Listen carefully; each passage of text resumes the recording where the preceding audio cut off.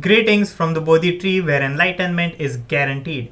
On popular demand, we are launching the third and final video in which we will discuss less time consuming and scoring topics of VRC for MBA CET 2023. In the previous two videos of this series, we have discussed such topics of quantitative ability and LR. So if you haven't gone through these two videos, please go through them. Before moving forward आपके कुछ काम की बातें करते हैं. So the Bodhi trees flagship course for MBA CET 2024 जिसका नाम है सेज मोड, ये ऑलरेडी लॉन्च हो चुका है और काफ़ी स्टूडेंट्स ने ज्वाइन भी कर लिया है. सो ये कोर्स का सैलेंट फीचर्स क्या है? इसमें आपको मिलता है 300+ आवर्स का कंटेंट, लाइव सेशंस मिलते हैं. ओके, देन इसके अलावा आपको 1-on-1 मेंटरशिप सेशंस मिलते हैं, अनलिमिटेड 1-on-1 मेंटरशिप सेशंस मिलेंगे आपको सेज मोड 2024. सो ताकि अनलिमिटेड 1-on-1 मेंटरशिप सेशंस है, जो सेज मोड में जो एडमिशंस होती है स्टूडेंट्स की, वो हम लिमिट करते हैं up to a certain limit, क्योंकि हम सब स्टूडेंट्स का, सपोज हमारे क्लासेस में काफ़ी सारे स्टूडेंट्स एनरोल होंगे तो सबका हम अनलिमिटेड 1-on-1 मेंटरशिप सेशंस नहीं ले सकते. सो इसीलिए हम सेज मोड में नंबर ऑफ स्टूडेंट्स लिमिटेड रखते हैं ताकि हम उनको पर्सनल अटेंशन दे सकें. We don't want to over promise and under deliver. इसीलिए लिमिटेड स्टूडेंट्स ही एडमिशन ले सकते हैं सेज मोड 2024 में, और काफ़ी स्टूडेंट्स ऑलरेडी ले चुके हैं. So don't miss out on this golden opportunity guys. काफ़ी स्टूडेंट्स को लगता है क्या यार MBA CET है, आसान है, कर लेंगे, but understand if you want to get into a good college, assume JBIMS में आपको एडमिशन चाहिए, तो JBIMS का कट ऑफ क्या है? 99.93 परसेंटाइल.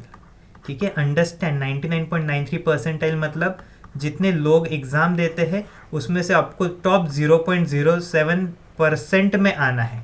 टॉप 0.07% में आना काफ़ी मुश्किल होता है. It is not a child's play. Okay, so assume कि 1 लाख स्टूडेंट्स एग्जाम दे रहे हैं, उसमें से 99.93 परसेंटेज मतलब सिर्फ 70 लोग ही एडमिशन ले सकते हैं. 1 लाख में से 70 लोग. Understand where do you stand. Okay, काफ़ी स्टूडेंट्स, अरे मैं तो मेरे कॉलेज का टॉपर हूँ, पर क्या आप महाराष्ट्र में टॉप 0.07% में आते हो? आ भी सकते हो, नहीं भी आ सकते हो, पर पता नहीं. So don't be late guys. काफ़ी स्टूडेंट्स ज्वाइन कर चुके हैं. सो इसका कंक्लूजन यही है, एक ही बात बता सकता हूँ. Is getting into JBIMS easy? Not at all. Is it difficult? Not at all. So there's a caveat, it is not difficult if you join the Bodhi tree. जैसे मैंने कहा 300+ आवर्स का कोर्स है. 300+ hours is a long duration for a course. तो ये course इतना बड़ा क्यों है? बिकॉज ये काफ़ी डिटेल्ड कोर्स है. बेसिक से स्टार्ट हुआ कोर्स है, और डिटेल में इसलिए कह रहा हूँ क्योंकि हमने हर एक टॉपिक कवर किया है जो CET में आ सकता है. तो मतलब क्या है, लास्ट 2 ईयर्स से, लास्ट 2 ईयर्स के पहले अगर मैं वर्बल की बात करूँ तो स्पेलिंग्स पे इतना फोकस नहीं था. उसके पहले कॉन्ट्स में क्लॉक्स एंड कैलेंडर्स पे इतना फोकस नहीं हुआ करता था, बट लास्ट 2 ईयर्स से स्पेलिंग्स पे फोकस है, क्लॉक्स एंड कैलेंडर्स पे फोकस है. तो ये हमने सब अच्छे से बेसिक से कवर किया है. हमारा जो कोर्स है, it is a very well design, well structured course. शायद से ही कोई आपको इतना कंप्रहेंसिव कोर्स देगा. ओके, सो आई इंसिस्ट कि आप हमारे ट्रायल लेसन्स देखो. ट्रायल लेसन्स लेने के बाद you won't have an iota of doubt what the Bodhi tree signifies.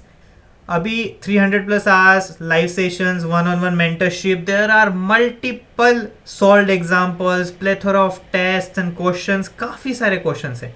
So you won't run out of questions and everything. So the Bodhi trees sage mode 2024 trial lessons लेके देखो guys. Okay, then theirs अग्नि परीक्षा. अग्नि परीक्षा क्या है? Every Sunday between 2 PM and 3 PM हम weekly quiz रखते हैं. देन लास्ट संडे को 3 PM और 4 PM के बीच में हम मेगा क्विज रखते हैं. Mega quiz, weekly quiz are part of Agni Pariksha. तो अग्नि परीक्षा को आप समझिए मिनी मॉक्स है. तो जितने भी आइटरेशंस लास्ट ईयर हुए, इंट्रोड्यूस हुए क्वेश्चंस, हम सब अग्नि परीक्षा में डालते हैं ताकि आपको अलग अलग क्वेश्चंस एक्सपीरियंस कर पाओ. कुछ नया आने वाला है, हमें लग रहा है कि कुछ नया आ सकता है, तो वो भी हमने इनकॉर्पोरेट किया है अग्नि परीक्षा में. Okay, so it is like mini mock. आपको आपकी स्ट्रेटेजी बनानी आएगी, कभी कभी हम क्या करते हैं, जैसे एग्ज़ाम अनसर्टन होती है ना, वैसी अग्नि परीक्षा भी अनसर्टन होती है गाइस। तो क्या होता है, आप कॉन्फिडेंट हो, पजल्स में कॉन्फिडेंट हो, तो आप सोच के आओगे अरे पजल्स आया अग्नि परीक्षा में फोड़ के आऊँगा। पर क्या करेंगे अगर सपोज एग्जाम में पजल बहुत डिफिकल्ट आ गया, टाइम कंज्यूमिंग आ गया, ठीक है, 5 क्वेश्चंस के लिए आपको 15-20 मिनट लग रहे, is the juice worth the squeeze? आपका टाइम ही काफी वेस्ट होगा, राइट? सो वैसे आपको स्ट्रेटेजी प्लान करनी आती है, कुछ अनसर्टेनिटीज आएगा, सो अग्नि परीक्षा will help you prepare for the exam, ठीक है। 2 फायदे हैं, एक तो it will help you prepare for your strategy and everything, या कुछ अनसर्टेनिटी आई तो उसको कैसे आप सेल थ्रू करोगे, और सेकंड है you will be getting cash prices, 10,000 rupees के कैश प्राइजेस हम एवरी मंथ देते हैं स्टूडेंट्स को। So that is why Agni Pariksha is very beneficial for you guys. So coming back to our topic, अगर आपने प्रीवियस 2 वीडियोस नहीं देखे ये सीरीज के, मैं ये ग्राफ आपको एक्सप्लेन करता हूँ। सो एक्स एक्सिस पे जैसे आप राइट जाओगे वैसे आपके टॉपिक्स इजी होते हैं, ठीक है। सो यहाँ पे आपके आएंगे मॉडरेट डिफिकल्टी या डिफिकल्ट टॉपिक्स, मॉडरेट या डिफिकल्ट, जिसको हम डिफिकल्ट या मॉडरेट। और जैसे ही वाई एक्सिस पे आप ऊपर जाओगे टॉपिक का इंपॉर्टेंस बढ़ता है। सो यहाँ पे क्या होगा, not so important topics. So not so important topics यहाँ पे आएंगे नीचे, ऊपर इंपॉर्टेंट। सो अगर ऊपर इंपॉर्टेंट है और यहाँ पे इजी है, सो ये जो क्वाड्रेंट है, दिस क्वाड्रेंट जहाँ पे इजी और इंपॉर्टेंट का इंटरसेक्शन हो रहा है, ये सबसे इंपॉर्टेंट क्वाड्रेंट है गाइस। एक यहाँ पे ये क्वाड्रेंट में जो जो टॉपिक्स आएंगे सबसे इंपॉर्टेंट है, आपको सबसे पहले इनको एड्रेस करना है, इनको टैकल करना है, इन पे प्रोफिशिएंसी बढ़ानी है। देन यहाँ पे सेकंड इज इंपॉर्टेंट टॉपिक्स है पर इजी नहीं है, मॉडरेट डिफिकल्टी हो सकती है या इतने इजी नहीं हो सकते। देन देयर इज थर्ड, जहाँ पे इजी टॉपिक्स है पर इंपॉर्टेंट नहीं है, और ये है दिस इज फोर्थ, ना ही इंपॉर्टेंट है ना ही इजी है। सो आपको क्वाड्रेंट समझ गया, you have to focus on this quadrant, सबसे ज्यादा फोकस, देन इस पे फोकस, ये 2 पे सबसे ज्यादा फोकस चाहिए, देन उसके बाद में इस पे फोकस करो। इसको अगर टाइम पे डिपेंडेंट, अगर आपके पास टाइम है तो करो, नहीं है तो you can skip topics in this quadrants.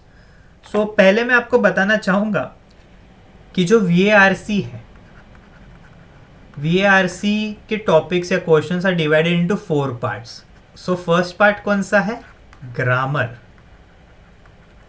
Grammar के कंसेप्ट्स। हाँ, we at the Bodhi tree जो ग्रामर के रूल्स है उसे हम कंसेप्ट्स कहते हैं।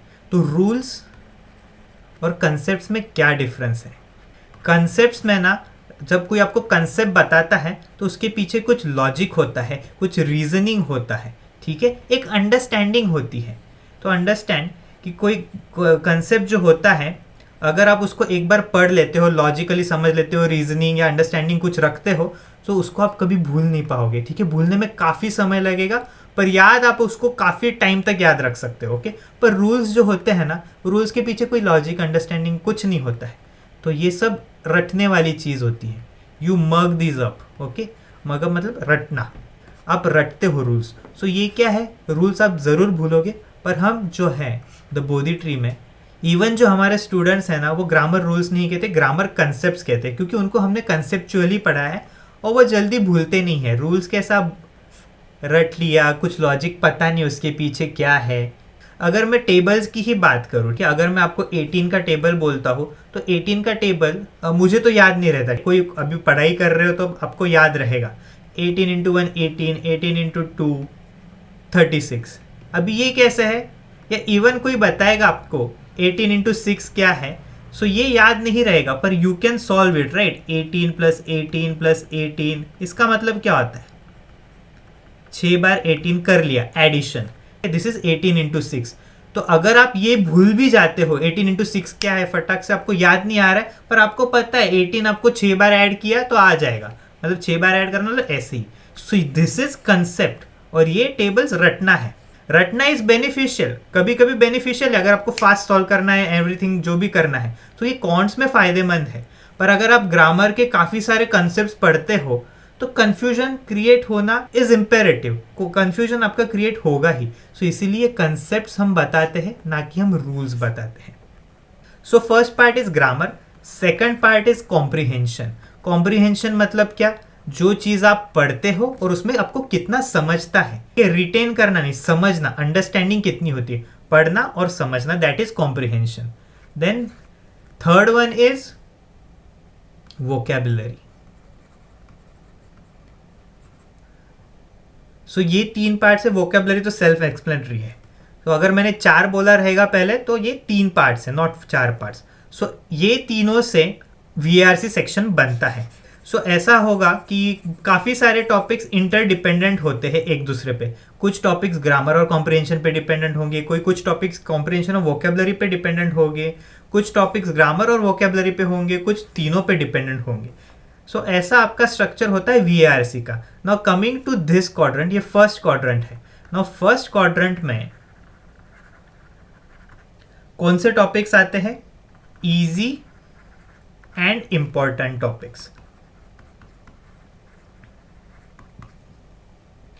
तो ये क्वाड्रेंट का सबसे पहला टॉपिक हम देखते हैं। So first is subject verb agreement and pronoun antecedent agreement. So understand, subject verb agreement and pronoun antecedent agreement, they go hand in hand. जो सब्जेक्ट वर्ब का लॉजिक रहेगा वही प्रोनाउन एंटीसीडेंट एग्रीमेंट का रहेगा। And understand, this is one of the most important topics in grammar, क्योंकि grammar का कभी भी कोई पेपर में क्वेश्चन आया है ना, तो ये टॉपिक पे क्वेश्चन होता ही है, और ये डिफिकल्ट भी नहीं है समझना। Subject verb and pronoun antecedent agreement काफी लॉजिकल है, सो इसको समझना भी काफी इजी है। इसके बाद आता है नाउन्स। सो नाउन्स में कैसा है? नाउन्स में बेसिकली आपको काउंटेबल, अनकाउंटेबल नाउन्स का नॉलेज होना चाहिए कि आइडेंटिफाई कैसे करने, उस पे बेसिस पे मेजरली नाउन्स है। देन ऐसे कुछ वर्ड्स होते हैं which are always singular, which are always plural, तो ऐसे कौन से वर्ड्स है उसके बेसिस पे ये नाउन्स बना हुआ है। देन अपार्ट फ्रॉम दैट इसमें ना सिंगुलर और प्लूरल कैसे होते हैं। सो लास्ट ईयर हमें सिंगुलर प्लूरल के क्वेश्चंस आए थे। सिंगुलर दिया है तो उसका प्लूरल क्या है वो भी हम आगे देखते हैं, वो भी है क्वाड्रेंट्स में।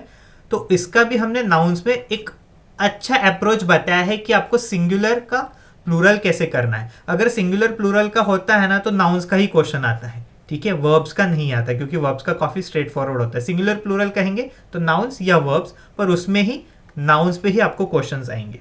सो ये भी स्ट्रेट फॉरवर्ड टॉपिक है एंड ईजी टू अंडरस्टैंड है और इम्पॉर्टेंट भी है, क्योंकि जो सब्जेक्ट वर्ब एग्रीमेंट है ना, या pronoun antecedent agreement, it is dependent upon nouns पे डिपेंडेंट है, वर्ब पे डिपेंडेंट है और प्रोनाउन पे डिपेंडेंट है। सो ये 3 जो टॉपिक्स है ना, ये काफ़ी इंपॉर्टेंट है, क्योंकि इससे आपका सब्जेक्ट वर्ब एग्रीमेंट भी बनता है, फिर नाउन्स के इंडिविजुअल क्वेश्चन है वो भी बनते हैं, देन प्रोनाउंस के इंडिविजुअल क्वेश्चन है, प्रोनाउन केसेस के वो भी बनते हैं। Then there is adjectives. Adjectives में क्या आता है? कंपैरिजन, सुपरलेटिव्स, डिग्रीज आता है, प्रॉपर कंपैरिजन करो and everything. So this is also an important topic, इस पे क्वेश्चन आते हैं। Then there is also order of adjectives, की ऑर्डर ऑफ एडजेक्टिव्स क्या होनी चाहिए। This is also an important topic, easy भी है, yes, very easy to understand. Parallelism. Parallelism is a very short and sweet topic. आपको एक बार parallelism का concept समझ गया ना तो आप कभी नहीं भूलोगे, क्योंकि कंसेप्ट ही आपका, पैरेललिज्म में इतने कुछ कंसेप्ट नहीं थे, ओनली वन कंसेप्ट, उसका नाम ही पैरेललिज्म है। सो एक बार समझ गया तो very easy.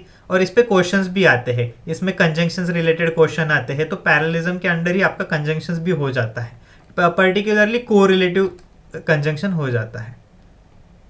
Then reading comprehension. Now काफ़ी लोग कहते हैं कि रीडिंग कॉम्प्रिहेंशन ईजी तो नहीं है, बट अंडरस्टैंड, अगर मैं MBA CT की बात करूँ तो ईजी है। सो रीडिंग कॉम्प्रिहेंशन को अगर कुछ डिफिकल्ट बनाना है मुझे या कि एग्जाम सेटर को, तो there are many ways, but 2 major ways हैं। सो 2 वेज क्या है? एक तो है कि जो पैसेज है वो आपको ना डिफिकल्ट दे देंगे, मतलब उसमें कॉम्प्लेक्स लैंग्वेज यूज़ करेंगे, डिफिकल्ट वोकेबलरी यूज़ करेंगे, ताकि आपको समझने में टाइम चला जाए और समझने में मुश्किल हो। और द सेकेंड वे इज जो ऑप्शंस होते हैं ना, वो क्लोज ऑप्शंस दे देंगे। सो 2-3 ऑप्शंस में अगर आपको डिफ्रेंशिएट करना है, it becomes difficult for you. So इससे डिफिकल्टी बढ़ाती है। पर जो MBA CT है, they have always preferred the second way. उनका जो पैसेज होता है ना, पैसेज की डिफिकल्टी बहुत आसान होती है, आपको समझ भी जाएगा पैसेज। ओके, आपका अगर डिसेंट रीडिंग है, आप पढ़ते हो, तो आपका पैसेज कॉम्प्रिहेंड करना इजी है। पर ऑप्शंस क्या है? ऑप्शंस क्लोज दे देते हो, अगर उनको डिफिकल्ट क्वेश्चन देना है ना तो वो क्लोज ऑप्शंस दे देंगे। सो इस डिलेमा को एड्रेस करने के लिए, मिटिगेट करने के लिए मैंने जो आपको एलिमिनेशन के ट्रिक्स बताए हैं, स्ट्रेटजीज बताए हैं, तो वो फॉलो करो तो आपका एलिमिनेशन भी चला जाता है। तो reading comprehension is very easy. ठीक है, देन इसके बाद आता है connectors and starters. Now connectors and starters में एज यू नो 2 सेंटेंसेस दिए रहेंगे। इन स्टार्टर्स 2 सेंटेंसेस देंगे ए बी, देन उसके प्रोबेबल स्टार्टर्स दिए रहेंगे। तो आपको देखना है कि दोनों में का रिलेशन क्या है। वो रिलेशन आपको समझ गया तो अप्रोप्रिएट कुछ कनेक्टिंग वर्ड यूज किया है क्या। अभी कनेक्टिंग वर्ड जो होते हैं वो काफ़ी हो सकते हैं, कॉन्ट्रास्ट वाले हो सकते हैं, कॉज एंड इफेक्ट वाले हो सकते हैं, एडिशन वाले हो सकते हैं, पैरेललिज्म वाले हो सकते हैं। तो आपको देखना है कि प्रॉपर यूज किया है कि नहीं। इवन इन कनेक्टर्स में क्या होगा, कनेक्टर्स में काफ़ी क्वेश्चंस आ सकते हैं। ठीक है, अलग अलग वेरिएशन है, तो उसमें एक वेरिएशन क्या है कि आपको कनेक्टर दे देंगे। सपोज यहाँ पे कनेक्टर दे दिया हाउएवर दे दिया, 2 या 3 सेंटेंसेस देंगे और आपको ऑप्शंस में से चूज करना है कि कौन से सेंटेंसेस आप हाउएवर से ज्वाइन कर सकते हो।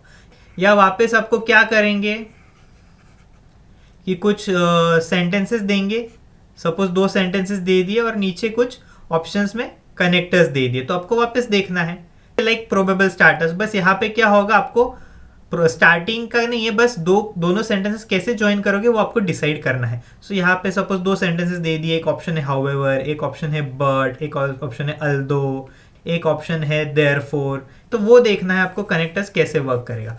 तो आपको अगर एक बार कनेक्टिंग वर्ड्स, इसमें कनेक्टर्स में सबसे इंपॉर्टेंट क्या है, कनेक्टर्स एंड स्टार्टर्स में कनेक्टिंग वर्ड्स, वर्क्स नहीं वर्ड्स, कनेक्टिंग वर्ड्स अगर आपको एक बार समझ गए कि कब कौन सा क्या कैसे यूज करना है, so connectors and starters is a child's play. Then उसके बाद आता है match the columns. Match the columns is a very easy topic. तो उसमें क्या होता है, सपोज एक sentence, suppose there are 3 sentences, A वाला सेंटेंस, बी वाला सेंटेंस, सी वाला सेंटेंस, ये ए वाला सेंटेंस, बी वाला सेंटेंस, सी वाला सेंटेंस, तो इसको ब्रेक कर देंगे। सो दिस इज हर एक सेंटेंस को 2 इसमें ब्रेक कर देंगे और यहाँ पे कॉलम दे देंगे। ये दिस इज ए वाला कॉलम, बी वाला कॉलम।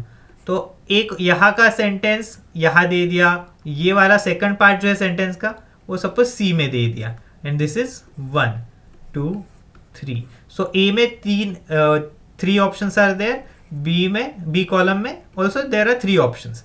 सो अगर मुझे ए वाला सेंटेंस है सो वो है 1 और सी को मिला के हमारा एक सेंटेंस होता है। सो ये करेक्ट ऑप्शन है। तो 1 सी एक है, देन 2 ए भी एक हो सकता है, जो सेकंड का पार्ट है ए है, और 3 बी हो सकता है। तो ऐसे ऑप्शंस आते हैं एंड ऐसा क्वेश्चन आता है, काफ़ी स्ट्रेट फॉरवर्ड है। This is only based on comprehension, ना ही इसमें कुछ ग्रामेटिकली कुछ पूछते हैं, वोकैब का कुछ नहीं है। दिस इज प्योरली कॉम्प्रिहेंशन, वो भी बेसिक लेवल का कॉम्प्रिहेंशन है क्योंकि डिफिकल्ट लैंग्वेज नहीं है, कुछ नहीं है। Now cloze test is also very easy.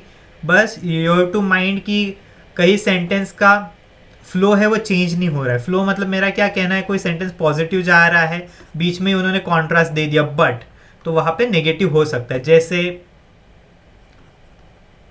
Ram is intelligent, Ram is intelligent, तो ये पॉजिटिव आइडिया, पर जब मैं यहाँ बट दूंगा, बट ही इज डैश, तो मुझे पता है यहाँ पे बट आने से इसके ऑपोजिट आइडिया आएगी। सो यहाँ पे क्या है, राम इज इंटेलिजेंट, ये फ्लो क्या है, पॉजिटिव फ्लो है, पॉजिटिव एट्रीब्यूट है, तो यहाँ पे कुछ ना नेगेटिव एट्रीब्यूट आएगा। तो इतना मुझे समझ गया तो बात खत्म।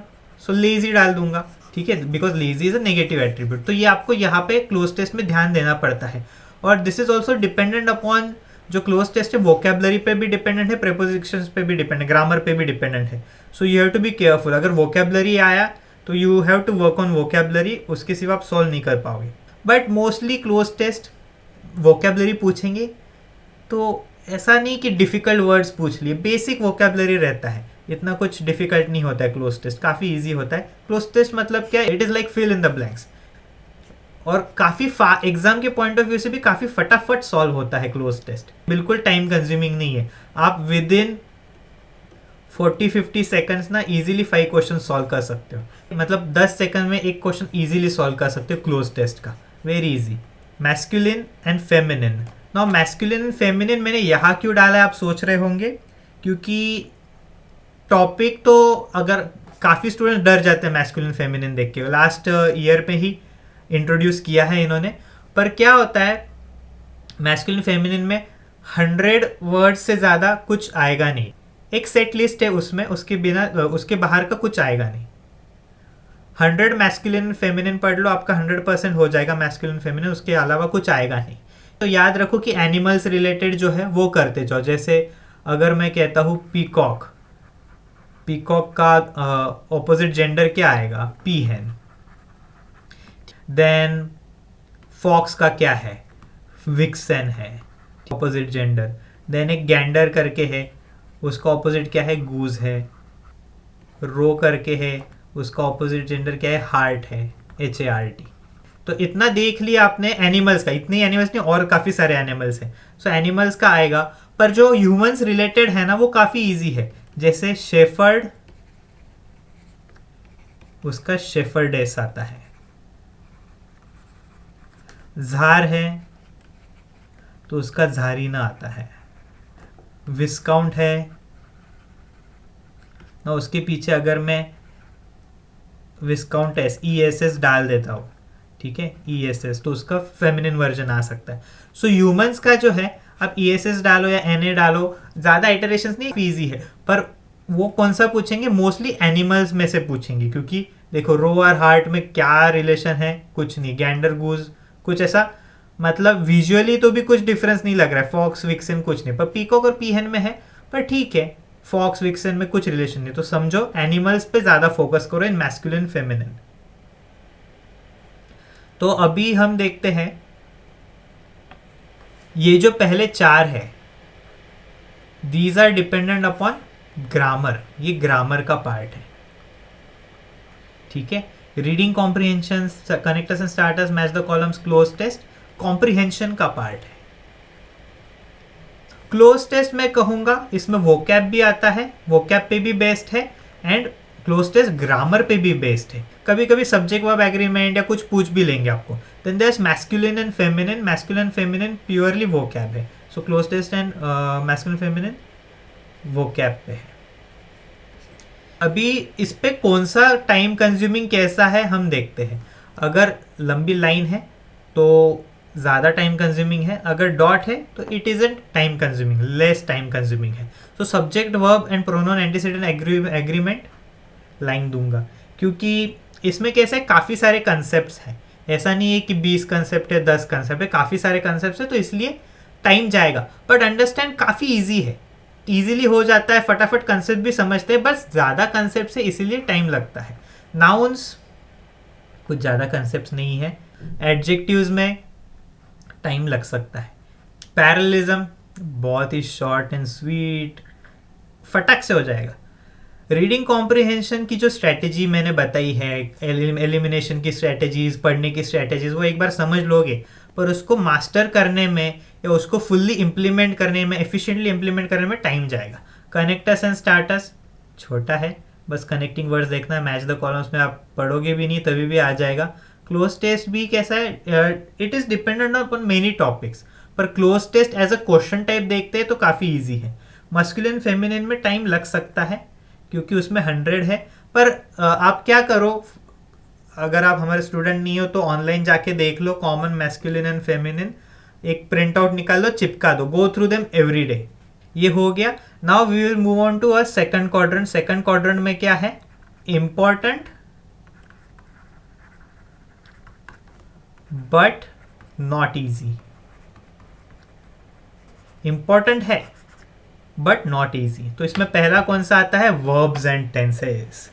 सो tenses and verbs and tenses काफ़ी लोगों को डिफिकल्ट जाता है, क्योंकि ना इसमें अगर टेंसेस, वर्ब्स तो एक बार आ जाएगा, वर्ब्स के कॉन्जुगेशन फॉर्म्स आपको याद रखने पड़ते हैं, कुछ कुछ वर्ब्स डिफिकल्ट वर्ब्स हैं, तो इसमें थोड़ा बहुत रटना आ जाता है अगर आप कॉन्जुगेशन फॉर्म्स, इरेगुलर वर्ब्स के कॉन्जुगेशन डिफिकल्ट जाते हैं। देन टेंसेस में है ना काफ़ी सारे कंसेप्ट है, सीक्वेंस है। देन कंडीशनल्स भी इसका ही पार्ट है, ठीक है। कंडीशनल्स पे भी क्वेश्चन आ सकता है, डिफिकल्ट है। कंडीशनल्स आपको एक बार समझ गया तो ईजी है, पर वो समझने में टाइम लगता है। ज़्यादा कंसेप्ट नहीं है वर्ब्स एंड टेंसेस में, अंडरस्टैंड, पर कंसेप्ट की जो डिफिकल्टी है वो हाई है, तो उसे समझने में आपका टाइम भी ज़्यादा जाता है. Then again stative verbs, moods, वो भी कंसेप्ट है इसमें, तो टाइम लगता है. देन जेरेंड्स है, मॉडल्स है, इन्फिनिटिव्स है. बहुत डिफिकल्ट भी नहीं है. अंडरस्टैंड योर कंसेप्ट की कंसेप्ट क्या कहना चाहता है, एक बार समझ गया तो हो गया. प्रोनाउंस, प्रोनाउंस में प्रोनाउन केस के क्वेश्चंस आते हैं, सीक्वेंस ऑफ प्रोनाउंस के क्वेश्चन आते हैं.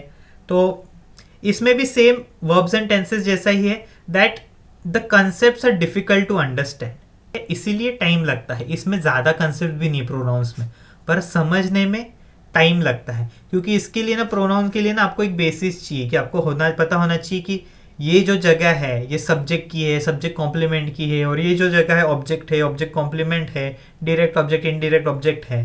तो ये आपको समझना आना चाहिए. सो इसके वजह से प्रोनाउंस में टाइम लगता है और ज़रा डिफिकल्ट भी है. इसके बाद में आर्टिकल्स. आर्टिकल्स में कुछ कुछ ऐसे कंसेप्ट्स हैं जो ज़रा डिफिकल्ट है. जैसे बेसिक कंसेप्ट भी ले लो ना, अ कहाँ यूज़ करना है, एम कहाँ यूज़ करना है. या देयर इज ऑल्सो कंसेप्ट कि हमें बताया गया है कि प्रॉपर नाउन्स के पहले we don't use articles, but there are some exceptions. तो वो एक्सेप्शंस क्या है वो देख लो, वो इंपॉर्टेंट कंसेप्ट है.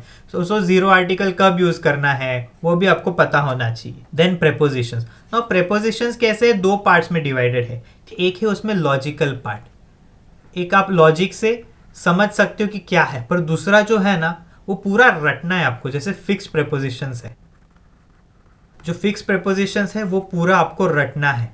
जैसे फॉर एग्जांपल एक होता है एंग्री एट. एंग्री एट का अलग मीनिंग होता है, एंग्री विथ का अलग मीनिंग होता है. हम ये इंटरचेंजेबली यूज नहीं कर सकते फॉर्मल इंग्लिश के पॉइंट ऑफ व्यू से. ये formal English point of view से हम इसको इंटरचेंजेबली यूज नहीं कर सकते. इसका अलग मीनिंग है, इसका अलग मीनिंग है. सो this is part of fix prepositions. ऐसे काफी सारे वर्ड्स की लिस्ट है, वो देख लो एक बार.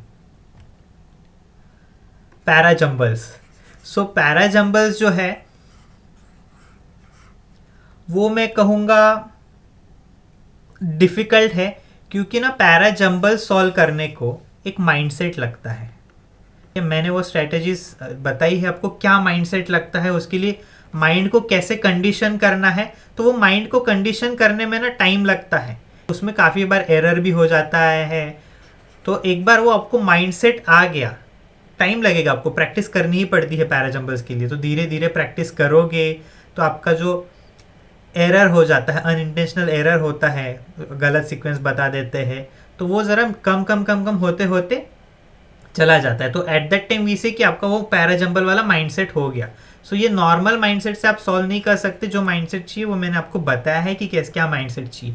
तो पैराजम्बल्स के ना 3 टाइप के क्वेश्चंस आ सकते हैं. एक आएगा जिसमें आपको सीधा ऑप्शन में पूरा सीक्वेंस दे देंगे. सो ऑप्शन 1 में क्या होगा, आपका सीक्वेंस बता देंगे ECD BA. ऑप्शन 2 में क्या देगा, वापस सीक्वेंस बता देगा DECAB. सो ऐसे वाले जो होते हैं जिसमें आपको ऑप्शंस में पूरा सीक्वेंस बताता है, ये कंपैरेटिवली इजी होते हैं, क्योंकि आप यहाँ पे ना ऑप्शंस को देख के भी सॉल्व कर सकते हो. देन सेकंड आता है, ये डिफिकल्ट पार्ट होता है जिसमें आपको पूछते हैं कि फर्स्ट सेंटेंस कौन सा है. तो ऑप्शन में अलग अलग, ऑप्शन 1 रहेगा A, ऑप्शन 2 रहेगा D. सो इसमें आपको ना ऑप्शन के पास देख के आप सॉल्व नहीं कर सकते. पर इसका क्या फ़ायदा होता है ऐसे वालों का, काफ़ी रिवॉर्डिंग होता है. अगर आपने एक पैराजम्बल सॉल्व कर लिया और उसमें 5 ऐसे क्वेश्चंस है, तो आपका 5 क्वेश्चंस राइट आ सकते हैं. ठीक है, तो रिवॉर्डिंग होता है. इसमें एक्यूरेसी हाई रहती है 1 में, पर वो इतना रिवॉर्डिंग नहीं होता है. एक इसमें आपका क्लियर हो जाता है, 1 मार्क मिलेगा एक पैराजम्बल सॉल्व किया. तो पर सेकंड में क्या होता है, एक पैराजम्बल राइट सॉल्व किया तो आपको 5 मार्क्स मिल सकते हैं. Then third, this is the easiest form. इसमें क्या होता है, ये अभी 1 एंड 2 जो है वो पैराग्राफ जंबल करके दिया है, पर थर्ड में क्या होता है, सेंटेंस रीअरेंज करना है. सो एक ही सेंटेंस दिया होगा, उसको ब्रेक करके अलग अलग जंबल करके दिया रहेगा. सो आपको देखना है एक ही सेंटेंस अलग अलग जंबल करके, तो ऑप्शन में आपको सीधा दिया रहता है कि क्या सीक्वेंस है, BACDE है. सो this is the easiest, this is the easiest. फिर उसके बाद में 1 is easier than 2, 2 is the most difficult out of the 3. So this is parajumbles. So parajumbles में माइंडसेट, स्ट्रेटेजी देखो क्या है, पेयर्स कैसे बनाते हैं, स्टार्टिंग सेंटेंस कैसे ढूंढना है. ठीक है, ये मेन है, तो वो देखो, आपका पैराजम्बल्स क्लियर हो जाएगा. पर जो मैंने माइंडसेट कहा है वो बिल्ड करो पैराजम्बल्स के लिए ना। Odd sentence is an extension of parajumble, ठीक है। इसमें क्या करता है, जैसे पैराजम्बल्स में आपको 5 सेंटेंसेस जंबल करके देंगे, A B C D E. सो ये जो होते हैं ये एक ही थीम पे बेस्ड होते हैं, एक ही पैराग्राफ में से होते हैं। पर और सेंटेंसेस में भी आपको 5 सेंटेंस देंगे और वो जंबल करके ही देंगे, और उसमें भी A B C D E होगा। पर इसमें से ना एक सेंटेंस जो है सपोज बी, वो थीम से, बाकियों की जो थीम है उससे रिलेट नहीं कर पाएगा, अलग थीम होगी, या वो पैराग्राफ में से नहीं होगा। सो वो आपको आइडेंटिफाई करना है। So there are 2 ways. एक तो आप पैराजंबल की तरह सॉल्व करो, सीक्वेंस बनाओ, और जो नहीं बैठ रहा है that is your odd man out, odd sentence. या आप देखो A talks about a certain thing, B talks about different thing, C again extends on A, C और ए का थीम सेम है, वापस डी का भी सेम है, ई का भी सेम है, तो आपको समझ जाएगा कि बी में B is your odd sentence. So easy है ये भी, nothing to fret about. So एक बार आपको पैराजंबल्स आ गया ना तो आपको और सेंटेंसेस भी आ जाता है। Then there is vocabulary. Oh my god, vocabulary is a bottomless pit guys. ये कभी खत्म होने वाली चीज है। This is never ending, there is no end to it. तो इसमें क्या होता है वोकैबुलरी में, आप वर्ड्स पढ़ते हो, आप जितना ज्यादा वर्ड्स पढ़ोगे ना उतना आपके लिए बेनिफिशियल है। जैसे मैंने कहा इट इज़ अ बॉटमलेस पिट, अगर हम अज्यूम करते हैं बॉटमलेस पिट 1000 वर्ड्स का है, सो 1000 वर्ड्स दे दिए। सो आप अगर 100 वर्ड्स पढ़े हो कि उसमें से, सो आपका there are chances, there is 10% chance you have seen that word. अगर आप वैसे ही 500 करते हो, there is 50% chance you have seen that word. 800 words करते हो तो there is 80% chance that you have seen that word. So that's why अगर बॉटमलेस पिट भी होता तो जितने ज़्यादा वर्ड्स करोगे उतना there are chances that you will get that question right. Then there singular and plural. मैंने नाउन्स चैप्टर में बहुत अच्छे तरीके से आपको बताया है कि सिंगुलर प्लूरल कैसे होता है। वहाँ पे कुछ रूल्स हैं। फॉर एग्जाम्पल ऐसा कुछ नाउन है जो आई और एक्स में एंड होता है, तो उसका प्लूरल कैसे होता है, ICES में होता है। फॉर एग्जाम्पल अभी हम TBT मैट्रिक्स की बात कर रहे हैं, मैट्रिक्स एंड्स विथ IS, तो उसका प्लूरल फॉर्म क्या होगा, मैट्राइसेस, ICES में एंड होगा। तो नाउन्स के चैप्टर में मैंने जितने हो सके ऐसे रूल्स शेयर किए हैं। जैसे फॉर एग्जांपल अभी हम अगर एल्यूमनस की बात करें, एल्यूमनस क्या है, सिंगुलर है, ALUMNUS, तो इसका प्लूरल क्या है, एल्यूमनी है। ये कैसे है, फंगस में एंड होता है US में, तो उसका प्लूरल है फंगी, डबल I। सो वैसे ही I में एंड होता है, US वाले I में एंड होते हैं। सो ऐसे हमने काफ़ी सारे रूल्स शेयर किए हैं सिंगुलर एंड प्लूरल नाउन्स के चैप्टर में। देन स्पेलिंग्स भी बॉटमलेस पिट है। जितने आप स्पेलिंग्स देखोगे, और यहाँ पे ना इतने डिफिकल्ट स्पेलिंग्स भी नहीं पूछते, हाई वोकैब वाले नहीं पूछेंगे, आपके डे टू डे लाइफ वाले क्वेश्चन स्पेलिंग्स पूछेंगे। तो आपको देखना है, वेरियस आइटरेशंस पूछेंगे, कंफ्यूज हो सकते हो, नहीं भी हो सकते हो। एक ही वर्ड के डिफरेंट स्पेलिंग्स पूछेंगे या कॉमन वर्ड्स के स्पेलिंग्स पूछ लेंगे आपको एक ही क्वेश्चन में। तो आपको देखना है कैसे करना है। और इतना ध्यान में रखो, वोकैबुलरी के लिए एंड स्पेलिंग्स के लिए और इडियम्स एंड फ्रेजेस के लिए एंड वन वर्ड सब्सटीट्यूशन के लिए, मतलब इन शॉर्ट वोकैबुलरी के लिए हम हमारे टेलीग्राम ग्रुप पे, टेलीग्राम चैनल पे एवरी डे एक वोकैब शीट शेयर करते हैं। तो उसमें काफ़ी सारे स्पेलिंग्स भी है, काफ़ी सारे वर्ड्स है, वन वर्ड सब्सटीट्यूशन है, इडियम्स एंड फ्रेजेस है। तो वो देखो, टेलीग्राम ग्रुप एंड चैनल हमारा ज्वाइन करो and it will be beneficial for you. आज तक हमने वहाँ पे around more than 200 vocab sheets share किए हैं। सो अगर आप सिर्फ 200, if you only go through this 200 vocab sheets, it is more than enough for CET। ये आगे भी हम करते रहेंगे। नाउ ये हो गया सेकंड क्वाड्रेंट के। अभी इसमें भी अगर हम देखते हैं, सो पहले 4 ग्रामर, देन पैराजंबल्स और sentences comprehension, then vocabulary, plural, singular, spellings a part of vocabulary obviously. Now इसमें भी टाइम कंज्यूमिंग कौन से है, verbs and tenses time consuming है। जैसे मैंने कहा कम कंसेप्ट्स है पर डिफिकल्ट कंसेप्ट से। प्रोनाउंस भी सेम, कम कंसेप्ट है पर डिफिकल्ट कंसेप्ट से। आर्टिकल्स आपका फटक से हो जाएगा ना। If I talk about prepositions, जो लॉजिकल पार्ट है, जैसे मैंने कहा प्रेपोजिशंस का लॉजिकल पार्ट है एंड देयर इज ऑल्सो जो रटने वाला पार्ट है। तो लॉजिकल पार्ट आपका जल्दी से होगा पर जो रटने वाला पार्ट है उसको टाइम लगेगा। देन पैराजम्बल्स, माइंडसेट बनाने में टाइम जाता है इसलिए ये लंबा है। अगर पैराजम्बल्स आ गया तो ऑड सेंटेंसेस फटाक से हो जाएगा। Vocabulary, bottomless pit. Singular and plural में कुछ ज़्यादा है नहीं तो ये भी फटाक से हो जाएगा, बस स्पेलिंग्स जो है टाइम लगेगा क्योंकि कौन सा स्पेलिंग आएगा हमें पता नहीं। So this is about second quadrant. तो इसमें आर्टिकल्स और sentences singular plural will happen in less amount of time, पर बाकी के भी करने हैं क्योंकि ये भी इंपॉर्टेंट है। जो पैराजम्बल्स का है आपको माइंडसेट समझ में आएगा पर वो जो माइंडसेट आपको एम्प्लॉय करना पड़ेगा, यूज करना पड़ेगा, कंडीशनिंग में टाइम जाता है, उसमें टाइम जाएगा। Then this is the third quadrant जहां पे है इजी बट नॉट इंपॉर्टेंट।